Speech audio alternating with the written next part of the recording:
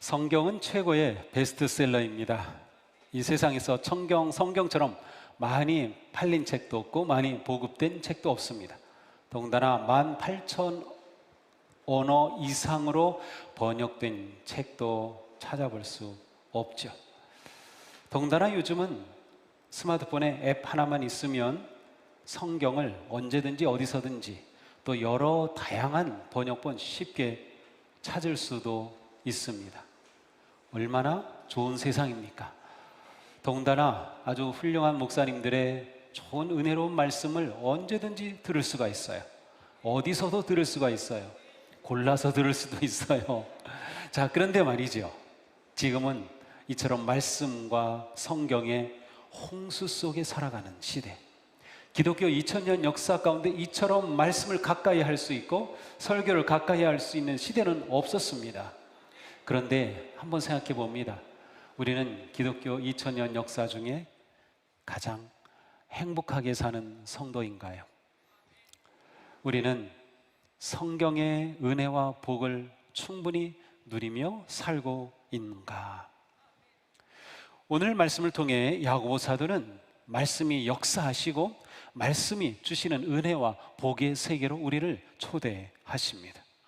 우리가 말씀의 은혜와 복을 누릴 수 있도록 우리에게 아주 쉽게 단계적으로 그 길을 안내해 주고 있습니다. 말씀의 복을 누리며 성장하는 첫 번째 단계는 하나님의 말씀을 잘 받아들이는 것입니다. 말씀을 잘 받아들이셔야 돼요. 자, 우리 함께 읽어보겠습니다. 더러움과 넘치는 악을 모두 버리고 온유한 마음으로 여러분 속에 심어주신 말씀을 받아들여야 합니다. 아멘. 그렇습니다. 말씀을 잘 받아들이라는 것입니다. 자, 근데 여기 보니까 하나님께서는 여러분 속에 심어주셨다. 말씀을 심어주셨어요. 마치 씨앗을 뿌려서 심어주듯 그렇게 우리에게 말씀을 주셨다는 겁니다. 그러므로 그 말씀을 잘 받아들이라는 거예요. 여기서 받아들여라고 하는 단어의 숨겨진 뜻은 크게 기쁘게 환영하며 맞아들이라는 것이에요. 그러니까 말씀을 받을 때 기쁘게 받아들이는 겁니다. 말씀을 받아들일 때 즐겁게 받아들이는 것이에요. 아멘 아멘 하면서 그 말씀을 받아들이는 그러한 의미를 가지고 있어요. 그러니 우리는 말씀을 잘 받아들여야 돼요. 자, 그러면 어떻게 우리가 말씀을 잘 받아들일 수 있을까요? 무엇보다 먼저 집중하여서 말씀을 들어야 합니다. 집중해서. 19절입니다. 함께 읽어볼까요?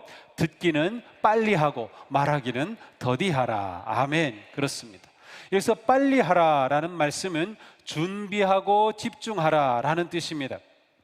우리가 자기가 말하는 동안에는 상대방의 말을 잘 듣지 못합니다. 잘 들으려면 우리가 말하는 것을 멈춰야 합니다. 그러니까 말씀을 잘 들으려면 듣기는 잘 해야 돼요. 말하기는 더디하라, 그런 뜻이에요. 그리스도의 삶은 말하기보다 듣기에 집중하는 삶입니다. 굉장히 중요합니다. 기도도 마찬가지예요. 내가 막 기도하는 것보다 하나님께서 뭐라고 말씀하신지 듣는 기도가 더 중요해요. 그리스도의 삶이 그렇습니다. 우리는 듣기를 잘해야 하는 것이죠. 그래서 하나님께서는 입은 하나 주셨고 귀는 2개 주셨어요. 괜히 그렇게 하신 게 아니에요. 만약에 귀를 하나 주시고 입을 2개 주셨다면 우리는 먹는 거 좋아하고 말하는 거 좋아하고 막 그럴 거예요. 근데 하나님께서 우리가 말하기보다 듣기를 잘하라, 그렇습니다. 하나님이 부르실 때 어린 사무엘은 이렇게 대답하였죠. 말씀하옵소서 주의 종이 듣겠나이다. 이것이 말씀을 잘 듣는 마음입니다. 우리에게는 이와 같은 듣는 귀가 필요합니다. 말씀을 잘 경청해야 합니다. 우리가 일상 속에서도 경청할 줄 안다면 우리는 그 사람의 마음을 얻을 수 있어요. 공감하는 경청은 누구에게나 마음을 얻는 최고의 길입니다. 하나님의 말씀에 대해서도 우리는 경청할 수 있어야 합니다. 하나님은 우리가 귀를 기울여 말씀을 들을 때 너무도 기뻐하십니다. 잘 듣는 그 성도를 하나님은 너무도 기뻐하시는 거죠. 믿음은 들음에서 생기고 들음은 그리스도를 전하는 말씀에서 비롯되기 때문입니다. 성숙한 성도는 언제나 집중해서 말씀을 듣습니다. 우리 모두 들을 귀가 있는 그러한 복된 성도가 되기를 바랍니다.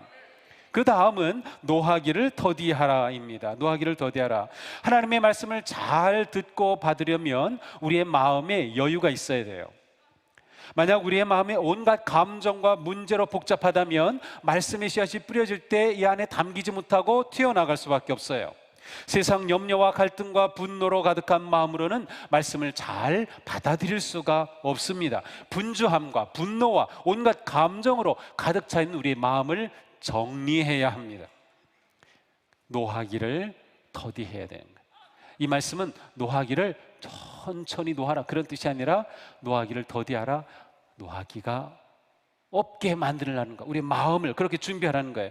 야고보 사도는 뭐라고 말씀합니까? 노하는 사람은 하나님의 의를 이루지 못한다고 말씀해요.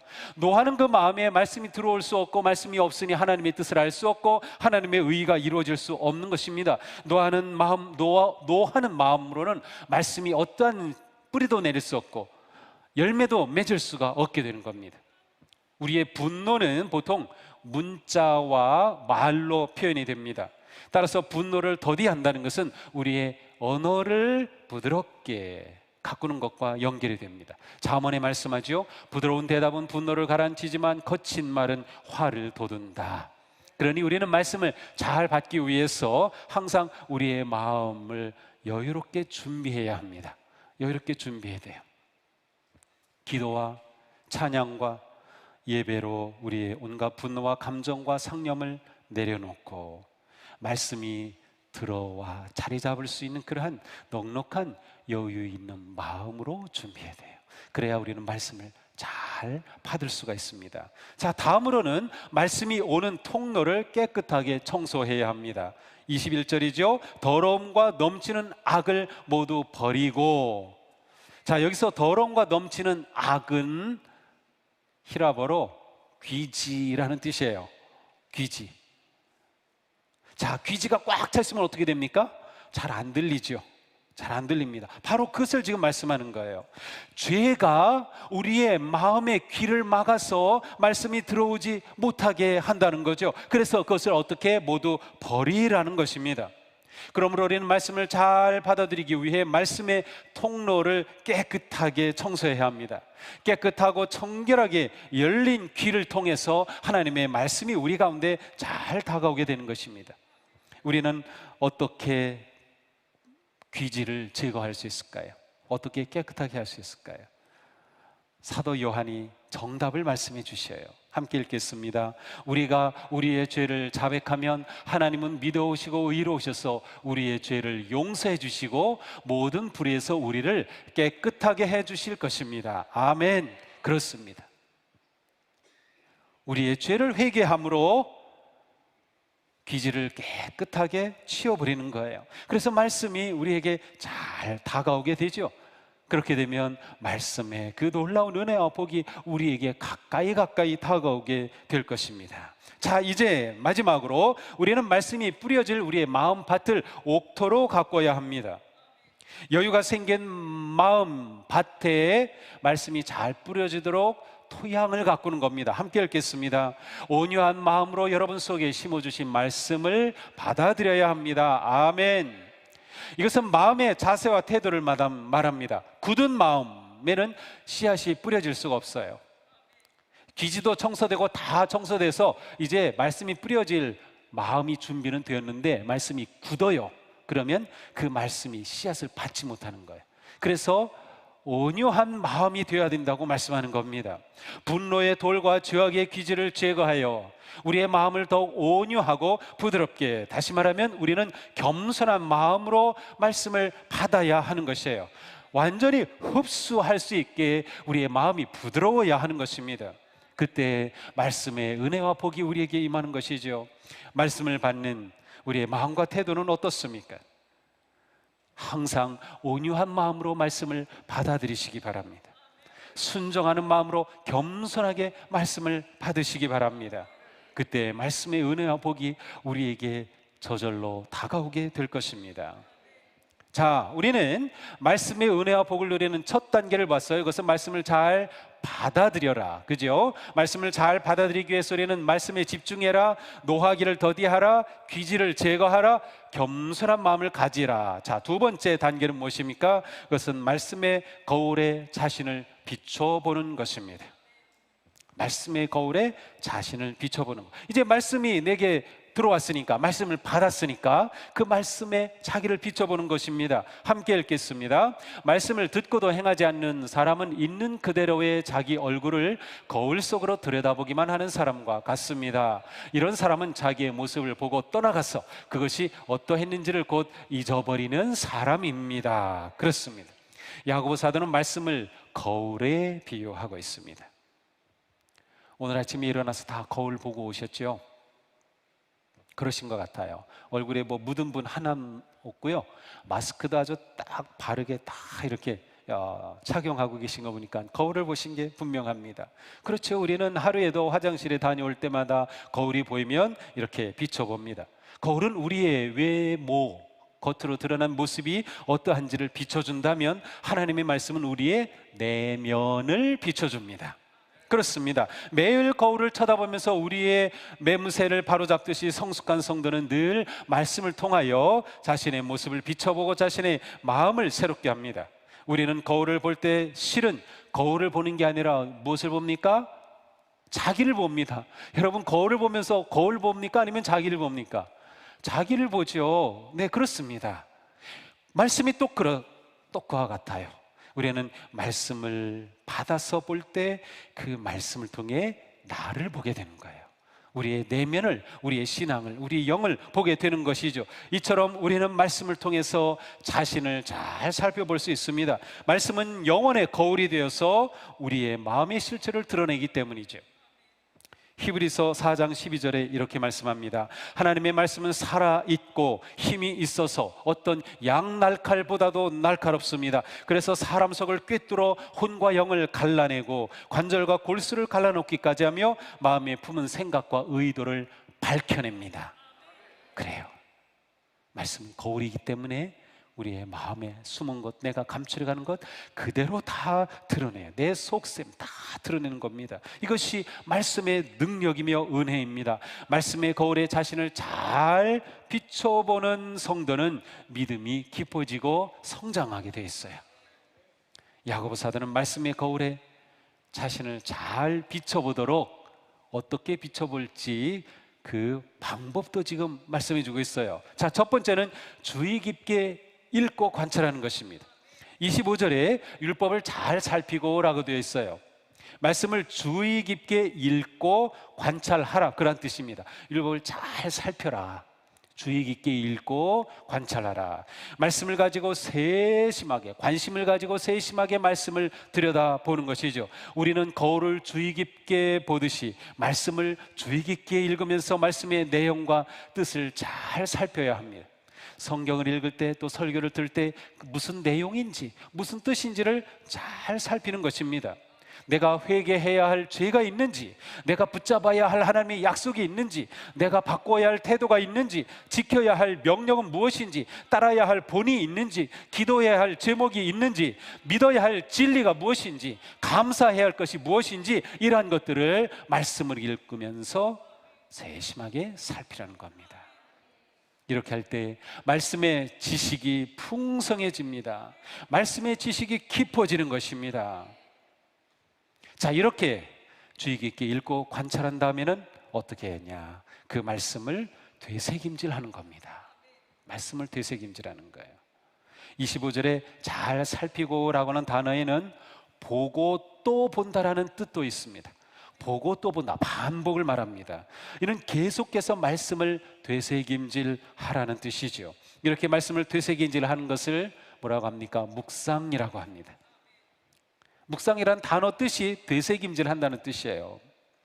묵상은 말씀의 지식이 삶의 양식이 되게 하는 것이에요. 말씀의 지식이 잘 읽고 관찰하라 그랬죠. 그래서 말씀을 알게 되었어요. 그 뜻을 알게 되었어요. 그 지식이 우리의 삶의 양식이 되게 하는 과정이 바로 묵상인 겁니다. 성도는 말씀을 잘 되새김질할 때 말씀의 양분을 충분히 얻습니다. 성도는 말씀 묵상을 통해 자신의 내면과 모습을 잘 살피게 됩니다. 그래서 우리가 이렇게 주일에 설교 있으면 이 설교 내용을 가지고 소그룹 모임을 갖고 있죠. 바로 계속 되새겨야 되기 때문에요. 그거 잘하면 말씀의 은혜를 누리게 되는 것입니다. 시편의 시인은 내가 주의 법을 얼마나 사랑하는지 온종일 그것만을 깊이 생각합니다 라고 고백했어요. 주의 법을, 말씀을 얼마나 사랑하는지 온종일 그거를 생각해요. 되새기고 또 되새기는 거죠. 믿음이 성장하는 사람은 언제나 주님의 말씀을 깊이 생각하고 그 말씀이 마음에서 떠나지 않습니다. 예수님은 너희가 나의 말에 머물러 있으면 너희는 참으로 나의 제자가 된다고 말씀하셨어요. 우리가 예수님의 제자라면 제자는 어떻게 하는 사람? 주님의 말씀 안에 항상 거하는 사람입니다. 우리가 말씀 안에 머물 때, 그 말씀의 거울을 비춰볼 때 끊임없이 우리는 승리의 삶, 성장하는 삶, 바른 삶을 살게 됩니다. 여호수아가 모세의 뒤를 이어서 이스라엘의 지도자가 되고 그들을 가나안 땅으로 이끌고 가야 됐을 때 하나님께서 여호수아에게 주신 말씀이 이렇습니다. 이 율법책의 말씀을 늘 읽고 밤낮으로 그것을 묵상하여 이 율법책에 쓰인 대로 모든 것을 성심껏 실천하여라. 그리하면 네가 가는 길이 순조로울 것이며 네가 성공할 것이다. 아멘. 우리 성공하기 원하지 않습니까? 우리 승리하기 원하지 않습니까? 바로 그 길이 말씀에 있습니다. 말씀을 주야로 묵상하라고 하였어요. 말씀에 쓰여진 대로 실천하라고 하였습니다. 성도의 건강한 삶은 말씀이 결정합니다. 그래서 우리는 말씀을 잘 먹어야 합니다. 건강을 지키려면, 성장하려면 말씀이 우리에겐 너무도 중요합니다. 이처럼 성도의 성공은 말씀에서 읽는 것으로, 말씀이 다가오는 것으로, 받는 것으로 시작하여 말씀을 묵상함으로 성장하고 이제 어떻게 될까요? 말씀을 실천함으로 열매를 맺게 되는 겁니다. 말씀을 받아 주의 깊게 읽고 말씀의 거울에 자신을 비춰보며 묵상하는 삶은 다음 단계로 우리를 이끌어가고 그렇게 완성이 됩니다. 말씀을 받은 목적, 말씀을 묵상하는 목적이 있어요. 그것은 바로 말씀을 실천하는 것입니다. 말씀을 실천하셔야 됩니다. 이것이 초점이에요.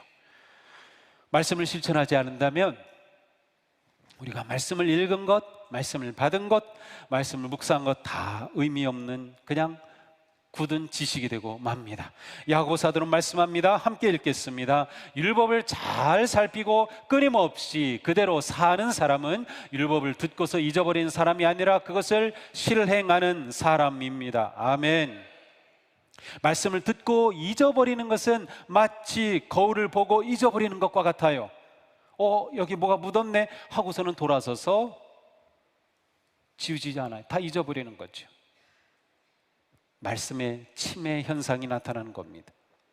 그러므로 우리는 말씀을 잘 기억해야 합니다. 어떤 성도님들은 설교를 들으면서 메모를 열심히 하고 기록합니다. 잘하는 것이에요. 지금도 기록하고 계신 분들이 이렇게 눈에 띕니다. 얼마나 좋은 습관인지 모릅니다. 말씀을 잘 기억하기 위한 좋은 방법이 기록입니다. 히브리서 2장 1절에 우리는 들은 바를 더욱 굳게 간직하여 잘못된 길로 빠져드는 일이 없어야 마땅하겠습니다 라는 말씀이 있어요. 그런데 들은 바를 더욱 굳게 간직하여 라고 하는 이 표현을 영어 성경에서는 writing down, 기록하여 라고 번역하였어요. 기록하는 게 간직하는 겁니다. 너무도 좋은 습관이에요. 여기서 야고보 사도는 말씀을 기억하는 것이 말씀을 실천하는 것과 같은 뜻으로 사용하고 있습니다. 말씀을 실천하는 것은 말씀을 몸으로 기억하는 것입니다. 참된 믿음의 사람은 말씀을 기억하고 실천하는 사람입니다. 말씀을 묵상하고 기억하여 실천하면서 우리는 성장하는 것입니다. 그러므로 야고보 사도는 크게 외칩니다. 말씀을 행하는 사람이 되십시오. 그저 듣기만 하여 자신을 속이는 사람이 되지 마십시오. 말씀을 행하는 성도가 참된 성도입니다. 말씀을 행하는 믿음이 진짜 믿음입니다. 야고보 사도는 심지어 이렇게 말씀했어요. 사람이 해야 할 선한 일이 무엇인지 알면서도 하지 않으면 그것은 그에게 죄가 됩니다. 이것도 죄였네요. 우리는 말씀 은혜를 받고 감동하고 그랬는데 말씀을 행하지 않는 것도 죄다.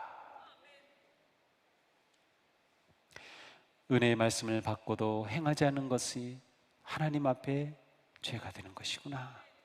그러나 반대로 말씀을 사모하고 말씀을 읽고 말씀을 묵상하고 되새기고 기억하고 실천하는 것은 우리에게 큰 복이 됩니다.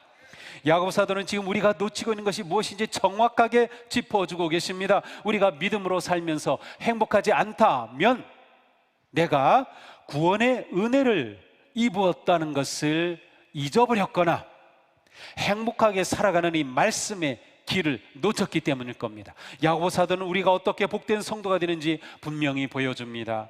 이런 사람은 그가 행한 일에 복을 받을 것입니다. 누가 복을 받습니까? 이런 사람. 누가 이런 사람입니까? 행하는 사람. 무엇을 행합니까? 말씀을 행하는 사람. 그렇습니다. 말씀을 행하는 사람은 복을 받을 것입니다. 그렇습니다. 정말 우리가 복받기 원한다면 말씀을 행하는 겁니다. 말씀을 행해 우리는 큰 복을 누릴 수 있어요. 야고보 사도는 외칩니다. 말씀을 행하는 사람이 되십시오. 그렇게 행하면 복을 받을 것입니다. 행동하는 믿음이 이렇게 중요합니다. 말씀의 실천이 이렇게 중요합니다. 야고보 사도께서 말씀하시는 것은 이겁니다. 말씀대로 살아라. 그것이 하나님의 복을 받는 길이다. 말씀을 알아야 한다. 그러나 그것이 끝이 아니다. 말씀을 묵상해야 된다. 그러나 그것이 끝이 아니다. 말씀을 기억해야 한다. 그러나 그것이 끝이 아니다. 말씀을 행하여라. 말씀을 실천하여라. 그래야 하나님의 능력이 나타나고 하나님의 복이 임하고 진정한 성숙하는 성도가 된다. 그렇습니다. 결국 행복은 행복입니다. 참된 행복은 말씀을 행할 때 오는 복입니다. 저는 놀랐어요. 두 번째 행복, 행할 행자를 쓴 행복이라는 단어가 있더라고요, 우리말에. 저는 이게 제가 만들어낸 단어라고 생각하고 대단하다 그랬는데 제가 한문을 한자를 치려고 이렇게 누르니까 행할 행의 복도 있어요. 행복이 우리 단어에 있더라고요. 이게 정말 한글 참 자랑스러운 언어예요. 그렇습니다. 우리의 행복은 말씀을 행할 때 온다. 예배자의 행복은 그러므로 삶의 자리에서 완성이 됩니다. 참된 믿음의 사람은 예배 가운데 하나님을 경험하고 은혜로 주신 말씀을 붙잡고 순종하며 실천하는 삶에서 행복이 온다. 마태복음 5장에서 7장은 예수님께서 주신 산상수훈입니다. 아주 보배로운 주옥 같은 말씀이에요. 그런데 마태복음 7장 24절 마지막에 가서 예수님께서 산상수훈을 주신 후에 결론처럼 딱 주신 말씀이 무엇이냐? 말씀을 듣고 그대로 행하는 자가 진정 지혜롭다라고 말씀하셔요. 결국 신앙의 삶은 행함이 결정합니다. 신앙의 삶은 행함이 핵심입니다. 우리는 말씀을 행하는 행복한 성도입니까? 우리 교회는 말씀을 행하는 행복한 교회입니까? 성도의 행복은 행하는 복입니다. 말씀으로 인해 행복한 성도가 되기를 축복합니다. 말씀으로 성장하는 행복한 성도가 되기를 축복합니다. 말씀을 잘 먹고 성숙한 성도로 뻗어가는 은혜가 우리와 우리의 가정과 교회에 가득하기를 주님의 이름으로 축복합니다. 기도하겠습니다. 주님, 우리에게 정말 우리가 부족한 것이 무엇인지를 다시금 깨닫게 해주시니 감사합니다. 저희들이 말씀은 즐겁게 듣고 말씀을 읽고 공부하면서도 정말 말씀대로 살아가는 데는 부족했음을 고백합니다. 오늘로 내일로 미루고 환경이 좋아질 때, 상황이 좋아질 때 할 것으로 미루어 도왔던 저희들의 부끄러운 모습 용서하여 주시옵소서. 하나님 주신 이 귀한 말씀이 우리의 삶의 구체적인 행동으로 나타나도록 우리의 삶에서 말씀의 복을 누리는 우리가 되게 하여 주시옵소서. 우리 교회가 또한 말씀대로 행하는 교회가 되게 하여 주시옵소서. 우리의 가정이, 우리의 자녀가, 우리의 삶이 말씀으로 세워지는 복된 가정 되게 하여 주시옵소서. 예수님 이름으로 기도합니다. 아멘.